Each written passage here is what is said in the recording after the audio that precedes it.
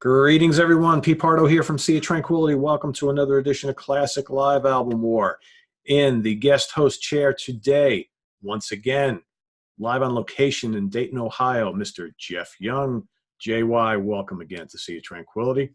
Looks gorgeous there. I wish it was nice here in New York like that. Aloha from the sunny lands of Dayton, Ohio. Sea of Tranquility listeners, good afternoon. Jeff is joining us today for a very cool album battle, one that you guys have asked for numerous times over the last month or so. We've got from 1977, we've got Genesis, Seconds Out. Okay. And on the other end of the ring today, we've got Jethro Tull, Live, Bursting Out. So Seconds Out versus Bursting Out.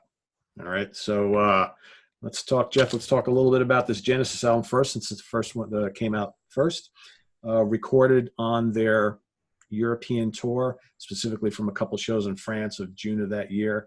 It also happens to be the last tour featuring Steve Hackett, who would leave the band shortly after the tour. A very strong album. This was actually the first Genesis album I ever bought. And I think it just really does a great job. Again, we've talked about this so many times, a really great job of kind of closing the door on a certain part of a band's career. So, you know, Gabriel has already been gone for a couple of years. Collins is now firmly in the lead vocalist slot and also playing drums. We've got Chester Thompson on drums here as well as Bill Bruford, who also played a bit on this tour. So it's quite a crew of drummers there. Also the last tour featuring Steve Hackett. After this, it would basically be Genesis going down to a trio, okay, of Rutherford, Collins, and Banks. But here you've got a whole selection of tunes from all of those early Genesis classics, basically up to Wind and Wuthering. I think a really nice selection of tunes. And this one here, also a really good album. Again, kind of taken Tull through to the end of the 70s as the 80s are just right around the corner. Here kind of culminating the whole Songs from the Wood, Heavy Horses period of the band. So I know Jeff has just been dying to talk about this Tull album here because he requested to be part of this show going back at least a month ago. And so I've kind of saved this album and this album as well for like one of our last couple that we're doing in round one. So Jeff, why don't you talk a little bit about Bursting Out, and I'll give a little more tidbits on Seconds Out, and then we'll talk about which ones we prefer and all that good stuff. Okay, my brother. I mean, I dig Genesis as well. I mean, do you like Phil Collins? You know? Like any good American Psycho, but Tull's always been just a pet love band of mine. I bought this album out on vinyl back when I was a wee lad. I'm so sorry to say, in desperate times, I sold it to a secondhand record store. Oh, no good. I do have it here in my iTunes, and I'm looking at the track list, you know, ranging from No Lullaby, Sweet Dreams, Skating Away, On the Thin Ice of a New Day. Mm-hmm. So Cool. Thick as a Brick. Come on now. Mm-hmm. And as you get into, disc 2, Hunting Girl, Conundrum, Too Old to Rock and Roll, Too Young to Die, Minstrel in the Gallery, here we go, Cross-Eyed Mary, Aqualung, Locomotive Breath, you know, all the classic stuff performed in a really cool way, and I dig the production vibe on this. It sounds really open. It sounds like a larger arena kind of vibe as opposed to the more intimate theater sound, but I dig all the extended arrangements, and I mean, look at the album cover. Yeah. What more do you need to know? It's pretty cool. I'd arguably say this is Tull at their heaviest too. Mm-hmm. Martin Barr's guitar tone on this is lethal.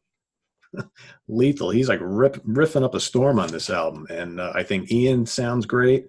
The vocals, the flute, the acoustic guitar, the rhythm section is great. You got some great keyboards. Yeah, I agree. This is a powerhouse of an album, and some real great versions of some Tull classics on here.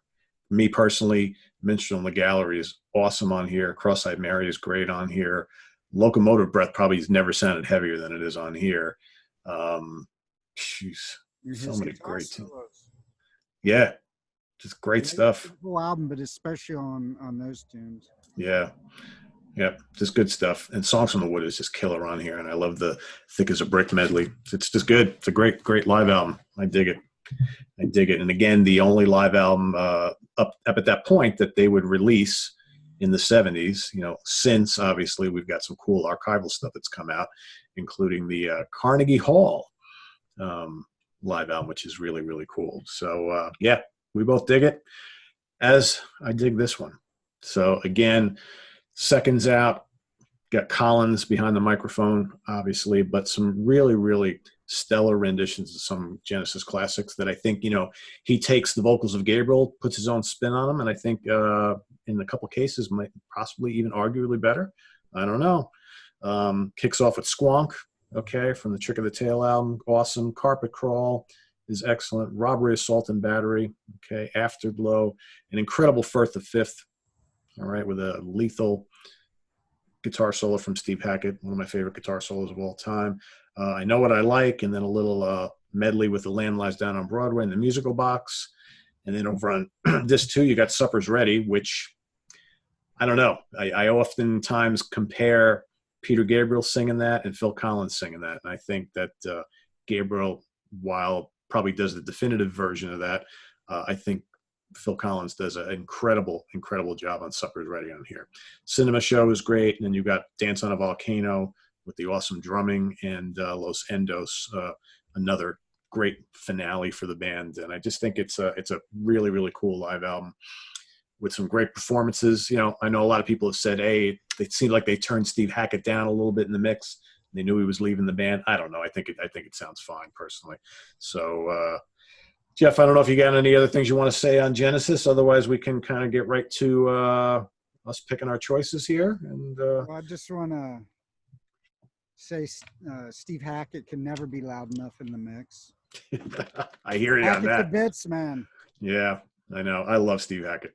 He's one of the most original guitar players of all time. Great. You know, it's like, you know, Jeff and I went to see King Crimson a few weeks back, and we were both obviously talking so much about Robert Fripp before the concert, after the concert, weeks after the concert. But I think for me, guys like Fripp and Hackett are like so unique and have done such special things. And they're both. And what song did you just mention that has your favorite guitar solo of all time? Firth the Fifth. Send that to me, brother, man. I will. Yeah, it's mind blowing. It's mind blowing. It's great stuff. So, all right, I will let my esteemed guest choose his favorite of these two classics here, and let us know why, and then I'll give you mine, and then we'll kind of let you guys do the same. All right, I still don't know which one's Jethro, but I'm going to go with Bursting Out. There you go. Yeah! You know, I have more history with this one, with Seconds Out, by a bunch of years, because I think I bought this when I was like 11 years old or something like that.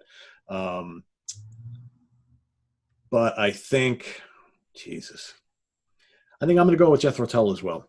Even though I'm a little bit bigger of a Genesis fan than Jethro Tull, although Jethro Tull's not far behind, I just think this is a cracking live album that has so many great tunes and performances on it. Not that this doesn't, but I just think this is like Tull at their absolute peak. While this is really great as well. But I'm going to give this is probably for me, probably a split decision. This ranks right up there as well, but I'm going to give the nod to Jethro Tull Bursting Out. And, you know, that's where we're going. So we're both picking Tull today. We both picked Tull, buddy. Yeah. The salmon entrepreneur wins. For the people who don't know, Ian Anderson has a line of salmon. He's a salmon entrepreneur. That's He's right. A salmon purveyor. You may want to check out his website. Yep. On that. Yep. So you know what you guys need to do, right? In the upper right-hand corner, you're going to see a little circle with a letter I. Click on that. vote for Genesis, vote for Jethro Tull, and this live album we're here. Also, leave your comments and feedback below. Let us know what you love about each one of these, or one or the other, or none. If you've never heard either one, well, shame on you, but now you know what you need to do. Go out and listen to them. Also, go to our Facebook page. You can vote there as well. All right. In 6 days, we're going to tally up the votes, and the winner of this battle will go on to round 2 of our tournament, which will start roughly in about 2 weeks. So, Jeff, any last minute things to say to the crew here about what's going on with you in the flesh? Just Jethro Tull forever, people, and check out my new single, In the Flesh, at fleshymusic.com. Tried to throw down a ripping guitar solo for you cats. I think you'll like it. And soon to appear on the radio showdown, Music Without Boundaries, with recurring guest co-host Pete Pardo and the Hizzle. That'll be me. Looking forward to it. All right, Jeff is coming right back. We got a couple more of these to do, and then that'll finish off round 1 of our tournament. So visit us on the web at www.seatranquility.org. We're on Facebook, we're on Twitter, of course, we're on YouTube every day. For Jeff Young, I am Pete Pardo. We'll see you guys real soon. Jeff, catch you in a few. Thank you so much.